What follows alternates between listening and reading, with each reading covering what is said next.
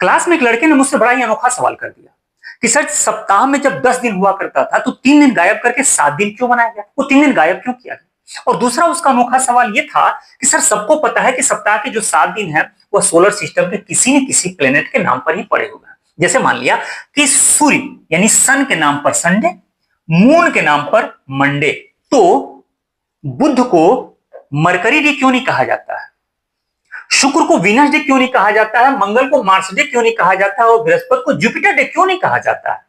और उससे भी दिलचस्प बात यह है कि ये जो क्रम डिसाइड है संडे, मंडे, ट्यूसडे, वेडनेसडे, ये कैसे क्लियर हुआ कि संडे के बाद मंडे ही पड़ेगा, किसने रखा नाम। अगर क्रम ही बनाना था तो संडे यानी कि रविवार के बाद से बुध आना चाहिए था, फिर उसके बाद से शुक्र आना चाहिए, फिर मंगल आना चाहिए था, फिर बृहस्पति, फिर संडे। तो दरअसल ये जो कुछ भी बन रहा है एक दिन का खेल तो होगा नहीं। इसकी भी अपनी दिलचस्प कहानी है। इसकी जड़ें जुड़ी हुई हैं आज से 4000 साल पहले की। बेबीलोनियन सभ्यता यानी कि मेसोपोटामिया की सभ्यता में पहली बार कोशिश दिखाई देती है कि लोगों ने क्या किया था, महीनों को या साल को छोटे छोटे टुकड़ों में बांटने की कोशिश की थी। हालांकि उस वक्त नाम नहीं रखा था उन लोगों ने। नाम रखने का जो पहला साक्ष्य मिलता है वो 100 ईसा पूर्व के आसपास मिलता है, ये यूनानियन सभ्यता के लोगों द्वारा यूनान में। ग्रीक मैथोलॉजी से जुड़े हुए जितने भी लोग थे, जितने भी ज्योतिष लोग थे, उन लोगों ने यह कोशिश की थी। हालांकि वैदिक सभ्यता और वैदिक संस्कृति का भी इस पर कितना असर है वो भी अभी मैं क्लियर कर रहा हूं। देखिए ये बात हम लोग उस टाइम की कर रहे हैं जब ये क्लियर नहीं हुआ था कि सोलर सिस्टम भी कोई चीज है, पृथ्वी मूव करती है, सूर्य स्थिर है, इसमें इतने पिंड है, ये सब कुछ भी नहीं पता था। सबको इतनी बात पता थी कि पृथ्वी स्थिर, पृथ्वी बेचारा चुप, और बाकी जितने भी पिंड है वो चाहे सूर्य हो, चाहे बृहस्पति हो, चाहे शुक्र हो, वीनस हो, जुपिटर, कुछ भी हो, सब घूमते हैं, सब पृथ्वी का चक्कर लगाते हैं। ये उस टाइम पर यही मान्यता थी। एक और बात यहां से जोड़ लीजिए, अगर आप ज्योग्राफी पढ़े होंगे तो एक क्वेश्चन आपके सामने आया होगा कि पृथ्वी से कितने ग्रहों को नंगी आंखों से देखा जा सकता है। तो उसका आंसर होता है 5। 5 ग्रहों को नंगी आंखों से देखा जा सकता है। कैसे? देखिए ये पृथ्वी है ना, पृथ्वी से बैठ करके आप मरकरी को देख लेंगे यानी कि बुध को देख लेंगे, वीनस को देख लेंगे, मार्स को देख लेंगे, मंगल को देख लेंगे, जुपिटर हुआ, सैटर्न हुआ। इन्हीं 5 ग्रहों को आप नंगी आंखों से कभी न कभी देख लेंगे। इनको नहीं देख सकते, यूरेनस हुआ, नेपच्यून हुआ, प्लूटो हुआ, इन्हें कभी नहीं देख सकते। उसका 2 रीजन है। पहला रीजन यह है कि बहुत दूर है, वो इतने दूर है कि नंगी आंखों से नहीं देखे जा सकते। एक दूसरा भी रीजन है। अब दूसरा रीजन है, समझिएगा ध्यान से, जब पृथ्वी मूव कर रही होती है ना तो ये सारे प्लेनेट भी तो मूव कर रहे होते हैं ना। तो जब पृथ्वी जहां भी मूव करते हुए जाएगी तो हर टाइम पर कोई ना कोई प्लेनेट यहां पर आता रहता है। तो फिर इसके और इनके बीच में कोई ना कोई प्लेनेट आ जाने की वजह से वो दिखाई नहीं देते हैं। तो ये 2 रीजन हो गए। एक तो बहुत दूर है, भाई सीधी सी बात, वैसे भी नंगी आंखों से नहीं देखा जा सकते, और दूसरा है कोई ना कोई बीच में आ जाता है। तो ये 2 बातें हैं, ठीक है। अब आइए कि पृथ्वी जब यहां है तो पृथ्वी के इर्द गिर्द कौन कौन सा पिंड है भाई, या पृथ्वी को घेरे हुए कौन कौन रह रहे हैं। तो सैटर्न है, जुपिटर है, मार्स है, वीनस है, मरकरी है। 5 ये आपको दिखाई दिए, और एक चौथा यहां ले लेते हैं चंदा मामा को, और सूर्य को तो हम लोग छोड़ ही नहीं सकते। तो कुल मिला के 7 हो गए कि नहीं होगा।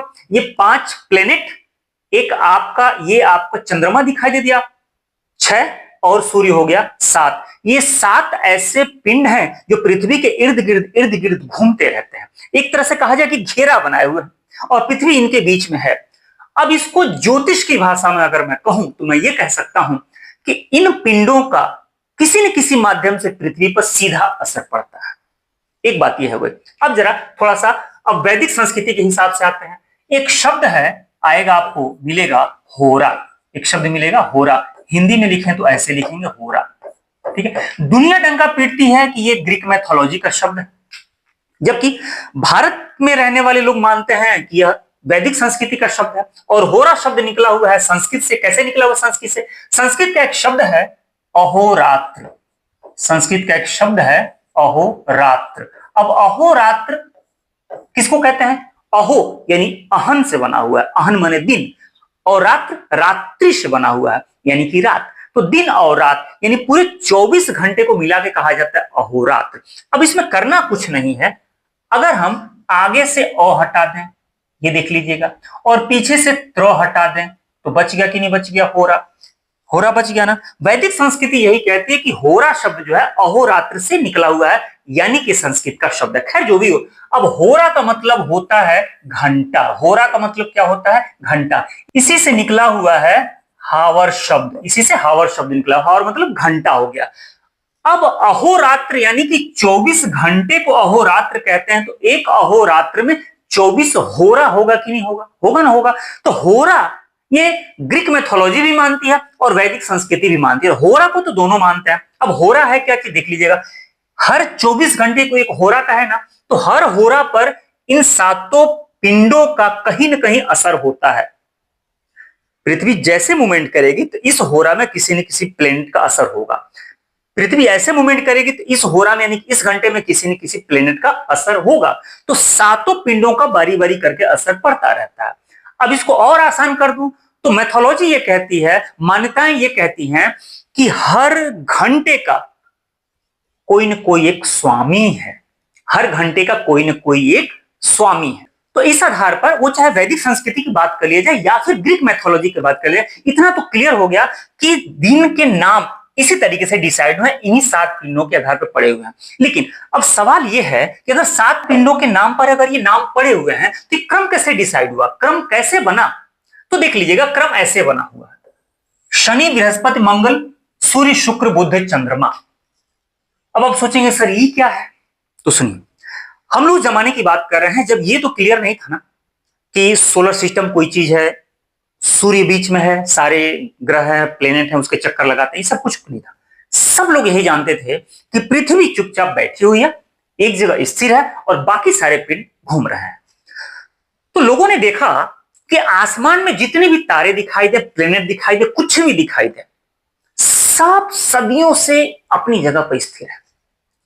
कुछ ही ऐसे तारे हैं, पिंड हैं, ग्रह हैं, जो भी कह लीजिए, वो अपना जगह बदलते रहते, अपना स्थान बदलते रहते हैं। तो कितने हैं जो अपना स्थान बदलते हैं? यही 7 अपना स्थान बदल रहे हैं। शनि आज दिखता है, कल नहीं दिखता है। अच्छा, स्थान बदलने का मतलब ये मैं बिल्कुल ना सोचिएगा कि सूर्योदय होता है फिर सूर्यास्त होता है, नहीं, उसकी बात नहीं कर रहे। बात ये हो रही है कि वो आज भी दिख रहे हैं, कल भी दिख रहे हैं, परसों भी दिख रहे हैं। तो आज यहां दिख रहे हैं, कल वहां दिखेंगे। हो सकता है परसों ना दिखें, हो सकता है वो 10 साल ना दिखें, हो सकता है वो 2 दिन ना दिखें। बात इसकी हो रही, वो अपना जगह ही चेंज कर रहा है, लेकिन दिखे आज यहां, कल यहां, परसों यहां, फिर यहां, इस तरीके से दिखे। तो उन लोगों ने ये पाया, कल्पना किया, सोच के दिखे, उन्होंने कल्पना किया कि शनि जो है एक स्थान से अगर मान ली यहां दिखा है तो फिर यहां भी दिखेगा, यहां भी दिखेगा, यहां भी दिखेगा, फिर यहां आने में उसको कितना टाइम लगता है? तो 30 साल का टाइम लगता है। जहां से चला था, जहां दिखा था, फिर वहीं दोबारा कब दिखेगा? तो 30 साल बाद दिखाई देगा। ये कल्पना है, याद रखिएगा। अभी ये चीजें डिसाइड नहीं हुई हैं कि प्लेनेट जो है वो मूव करते हैं, वो घूमते हैं और सूर्य का कितने में चक्कर लगाते हैं, कितना दिन लगता है, ये सब कुछ भी डिसाइड नहीं हुआ है। लेकिन जब बाद में डिसाइड हुआ, जब साइंस ने प्रूफ किया, तो इनकी मान्यताएं 100% क्लियर हो। ठीक है, बृहस्पति ने को देखा गया कि बृहस्पति का जो मूवमेंट है अपने स्थान से घूम करके फिर उसी स्थान पर आने में 12 साल का टाइम लगता है। मंगल को लगभग 2 साल का टाइम लगता है। सूर्य को 1 साल का टाइम लगता है। अब देखिए, सूर्य को 1 साल का टाइम लगता है, यानी कि पृथ्वी पर सूर्य घूम रहा है तो एक स्थान से दूसरे स्थान पर जाने में उसको 1 साल का टाइम लगता है। कैसे? सुनिए, बाद में यह क्लियर हुआ ना कि सूर्य स्थिर है और पृथ्वी घूम रही है, तब भी सटीक अंदाजा था 365 दिन, तब भी क्लियर हुआ। अगर सूर्य उत्तरायण है, यानी कि जून के महीने मान के चलिए कर्क रेखा पर सूर्य है, तो फिर वो धीरे धीरे धीरे धीरे धीरे धीरे करके दक्षिणायन होता चला जाएगा। एक टाइम ऐसा आएगा कि वो मकर रेखा पे चला जाएगा। सूर्योदय सूर्यास्त कंटिन्यू हो रहा है, लेकिन आज सूर्योदय ऐसे हुआ है, कल सूर्योदय ऐसे होगा, परसों सूर्योदय ऐसे होगा, हल्का हल्का हल्का हल्का दक्षिण की तरफ झुकते हुए। फिर धीरे धीरे दक्षिणायन से उत्तरायण होता चला आएगा। जहां सूर्य आज है वहीं कितने दिन बाद आएगा? तो 365 दिन के बाद आएगा। तो माना गया कि सूर्य भी ऐसे मूवमेंट करता है। शुक्र को देखा गया 225 दिन, बुध को देखा गया 88 दिन और चंद्रमा को देखा गया कि 27 दिन। तो उन लोगों ने यह मान लिया कि चंद्रमा बेचारा बड़ी तेज चलता है और शनि बेचारा बड़ा धीरे धीरे चलता है। ये जो दिन लग रहा था एक चक्कर लगाने में, एक स्थान से पुनः उसी स्थान पर आने में, तो ये मान लिया कि शनि सबसे धीरे चलता है और चंद्रमा सबसे तेज चलता है। अब उसी बीच में सूर्य को भी बैठा दिया, एक लाइन में सबको खड़ा कर दिया गया, ये क्रम बन गया। बात समझ में आ गई ना? अब मैंने कहा था कि होरा, पृथ्वी अगर मूव करेगी तो हर घंटे किसी न किसी इस प्लेनेट का इस पे असर पड़ेगा। तो मान ली चलते हैं दिन कैसे डिसाइड हुआ, देखिएगा ध्यान से। अगर पहले घंटे में शनि, दूसरे पे बृहस्पति, तीसरे पे मंगल, चौथे पे सूर्य, शुक्र, बुध, चंद्रमा, 7 घंटे हो गए ना। फिर 7 घंटे फिर पुनः हो गया, 8वें घंटे में फिर शनि बृहस्पति ऐसे करके 14 घंटे हो गए। फिर घूम लीजिए, फिर ऐसे करके 21 घंटा हो गया कि नहीं हो गया, 7 पिंड है, 21 घंटा हो गया ना। 22वें घंटे में फिर शनि, 23वें घंटे में बृहस्पति और 24वें घंटे में कौन आएगा, मंगल आएगा। आएगा ना, 24 घंटे पूरे हो गए।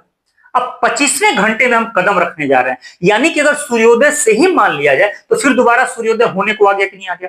अब 25वें घंटे में असर पड़ेगा किसका, सूर्य का। 25वें घंटे में असर पड़ेगा सूर्य का। तो आज से अब पूरा का पूरा 24 घंटे का मालिक किसे मान लिया जाएगा, सूर्य को मान लिया जाएगा।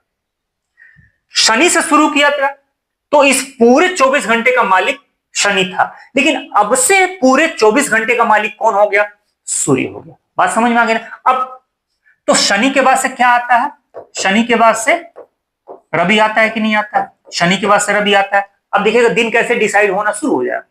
अब ठीक है, मान लिया सूर्य को पहला घंटा, अब दूसरे दिन में पहला घंटा, शुक्र को दूसरा घंटा, बुध को तीसरा घंटा, चंद्रमा को चौथा घंटा, 4 घंटे हो गए। 7 घंटे फिर यहां से और हो गए, 7 4 11, फिर 7 घंटे लगाएंगे, 11 7 18 घंटा, 18 के बाद से फिर 7 घंटे लगा देगा तो 25 घंटा हो जाएगा। यानी कि 25वां घंटा की शुरुआत कहां से होगी, यहां से होगी, यहां से चंद्रमा से होगी। 24 घंटे यहां खत्म हो जाएगा, चंद्रमा से शुरुआत होगी, यानी कि फिर अगले 25वें घंटे में किसका असर होगा, चंद्रमा का असर होगा। पूरे 24 घंटे का मालिक किससे मान लिया जाएगा, चंद्रमा का। और चंद्रमा की पर्यायवाची होती है सोम। चंद्रमा की पर्यायवाची क्या होती है, सोम होती है। अब देखिए शनिवार, रविवार, सोमवार, इस तरीके से बैठता जा रहा है। इस तरीके से आप कर लीजिएगा, ये देखिएगा ऐसे ही हुआ है। ये 7 घंटे 7 घंटे 7 घंटे और फिर 7 त्रिक 21, 22, 23, 24, 24 घंटा पूरा हो जाएगा। 25वां घंटा सूर्य आएगा। फिर उसी तरह से 24 घंटा पूरा हो जाएगा, 25वां घंटा चंद्रमा आएगा, चंद्रमा मतलब सोम। 24 घंटा पूरा हो जाएगा, 25वां घंटा आएगा मंगल, आप लोग निकाल लीजिएगा। फिर उसके बाद से 24 घंटा पूरा हो जाएगा तो फिर आएगा बुध, फिर आएगा बृहस्पति, फिर आएगा शुक्र। तो क्रम डिसाइड ऐसे ही हुआ है। पृथ्वी के अगल बगल जितने भी पिंड हैं वो किस तरीके से मूव कर रहे हैं, उसमें कौन सबसे धीमा है, कौन सबसे तेज है, इसका अंदाजा लगा करके इन लोगों ने डिसाइड कर दिया। ठीक है, तो ये तो बात समझ में आ गई कि कैसे उसका असर पड़ा हुआ है। लेकिन याद रखिएगा, उन लोगों जो नाम रखा था वो संडे मंडे नाम नहीं था, संडे मंडे नाम नहीं था। रोमन सभ्यता के लोगों ने, रोमन ज्योतिषियों ने जो नाम रखा वो नाम ये है, देख लीजिएगा, Dies Solis, Dies Lunae, Dies Martis, Dies Mercurii, Dies Jovis, Dies Veneris और डाइस सैटर्नी। ये नाम था। क्यों नाम था, ये जो पिंड है ना, वैदिक संस्कृति अपने देवता के हिसाब से नाम रख दिया। उसे सूर्य, रवि का सूर्य देवता कहते हैं, चंद्रमा देवता कहते हैं, मंगल कहते हैं, शनि कहते हैं, बृहस्पति कहते हैं। वो अपने हिसाब से नाम रखा। तो ग्रीक मैथोलॉजी, ग्रीक ज्योतिषियों के लोगों ने अपने देवता के नाम से रख दिया। और उनके देवता क्या थे, सूर्य को लोग सोल कहते थे। आज भी दिखेगा, सौर मंडल को सोलर सिस्टम ही कहा जाता है। आज भी चंद्रमा को लूना कहते थे। आज भी चंद्रमास पर आधारित कोई बात होती तो लूनर सिस्टम कहते हैं हम लोग। तो चंद्रमा को लूना कहते थे, मंगल को मार्स कहते थे, बुध को मर्क्यूरी कहते थे, बृहस्पति को जुपिटर कहते थे, शुक्र को वीनस कहते थे, शनि को सैटर्न कहते थे।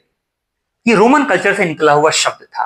अच्छा, जब ये 7 दिन डिसाइड हो गए तो रोम के राजा कॉन्स्टेंटाइन थे, इन्होंने 321 ईस्वी में, एडी में, ये 7 दिनों का जो कैलेंडर था सबसे पहले लागू किया अपने राज्य में। यानी कि दुनिया का पहला ऐसा राजा और पहला ऐसा राज्य जिन्होंने 7 दिन का कैलेंडर जारी किया। फिर उसके बाद से धीरे धीरे करके आज पूरी दुनिया इसी को फॉलो करती है, वो 7 दिन के कैलेंडर से। लेकिन सवाल अभी भी एक बचा हुआ है कि ये नाम जो डाइस सोलिस, डाइस लूनी था, ये कैसे संडे मंडे में कैसे कन्वर्ट हो गया, जरा उसको देख लीजिएगा। वैदिक संस्कृति द्वारा दिया गया नाम रविवार सबको पता है। जो रोमन में डाइस सोलिस था, वो अंग्रेजी के पुराने शब्द में जब आया, जब अंग्रेजों का शासन पूरी दुनिया में बढ़ने लगा, तो उन लोगों ने अपने देवता के हिसाब से नया नाम रखा, सनेंडीज। अब सनेंडीज जिसे सन्स डे कहते हैं, अब इन्होंने सन शब्द का प्रयोग किया, अब बाद में टूट करके हो गया संडे। इसी तरीके से जो रोमन शब्द था डाइस लूनी, अंग्रेजी में यही शब्द नए नाम से आया है, मून के नाम से। मूनिंडीज था, यानी कि मून से डे था, बाद में मंडे हो गया। ट्यूसडे को देख लीजिएगा, वैदिक संस्कृति में इसे मंगलवार कहते हैं, लेकिन डाइस मॉर्टिस का जो नाम है जर्मेनिक लोगों ने जर्मेनिक शब्द ट्वी लाया और इसी तरह से ट्यूसडीज हो गया, फिर बाद में ट्यूसडे हो गया। वेडनेसडे का देख लीजिए, वैदिक संस्कृति में जिसका नाम बुधवार है, लेकिन जिसे डाइस मर्क्यूरी कहा जाता है ना। नार्डिक और जर्मेनिक संस्कृति में एक शब्द आया वुडेंस, और वुडेंस ही ओडेन भी बना है और वेडनेसडीज बना, फिर बाद में वेडनेसडे बन गया। गुरुवार का देख लीजिए, वैदिक संस्कृति में गुरुवार है। थर्सडे नाम कैसे पड़ा? जो डाइस जेविस था, ये बिजली के देवता हुआ करते थे रोमन सभ्यता में, लेकिन जर्मनिक और नार्डिक संस्कृति में जो शब्द आया थार, इनके देवता थे थार। अब थार को एक और नाम से जाना जाता था, प्यूरिडीज के नाम से, लेकिन फिर बाद में उसको नाम सुधार दिया गया और थोर्स डे हो गया। थोर्स डे आज के डेट में थर्सडे कहलाता है। शुक्रवार, वैदिक संस्कृति का नाम शुक्रवार है, यानी कि फ्राइडे। फ्राइडे नाम कैसा आया? जो डाइस वेनिस शब्द था, ये प्रेम की देवी थी रोमन संस्कृति में, तो ये देवी के नाम में पड़ता है डाइस वेनिस। लेकिन जर्मनिक संस्कृति में सुंदरता की देवी को फ्रीक या फ्रेया कहा जाता है, इन्हीं के नाम पे फ्राइडीज हो गया। फ्राइडीज आज के डेट में फ्राइडे हो गया है। लेकिन वैदिक संस्कृति में जो नाम शनिवार है, तो सैटरडे कैसे हो गया? डाइस सैटर्नी के नाम पर पड़ा था रोमन कल्चर में, लेकिन अंग्रेजी में इस नाम को हुबहू अपनाया गया और अंग्रेजी यानी अंग्रेज के लोगों में, जर्मनी कल्चर में भी, नार्डिक कल्चर में भी इस देवता को सैटर्न ही कहा गया और फिर सैटर्नडीज, सैटर्न डे और फिर सैटरडे, ये क्लियर हो गया। तो उम्मीद करता हूं कि आपको बात समझ में आई होगी कि कैसे ये दिन डिसाइड हुए, कौन कौन से इसमें प्लेनेट हैं और 7 दिन ही क्यों है। अब आखिरी में सवाल यह है कि 10 दिन था, तो 10 दिन याद रखिएगा, दुनिया में सिर्फ एक देश ऐसा है जो 10 दिन का कैलेंडर बनाया था, वो है फ्रांस। वो है कौन सा? फ्रांस। फ्रांस में 10 दिन का कैलेंडर बनाया गया था। लेकिन बाकी दुनिया में जब हम रोमन कल्चर की बात करते हैं, तो रोमन कल्चर में कोई 10 दिन का कैलेंडर नहीं था। शुरुआत ही वहां से होती है 7 दिन से, वो 7 दिन के कैलेंडर से शुरुआत ही होती है। तो कैसे कैसे नाम पड़े हैं, ये सब कुछ उम्मीद करता हूं कि आपको समझ में आ गया होगा। वीडियो कैसा लगा ये कमेंट करके जरूर बताइएगा। अगर अच्छा लगा हो तो लाइक भी कर दीजिएगा, शेयर भी कर दीजिएगा, और अब तक आपने सब्सक्राइब नहीं किया है चैनल को तो कर दीजिए भाई, अच्छा लगेगा। मिलते हैं समय टॉपिक के साथ, तब तक अपना ख्याल रखिए। Bye bye.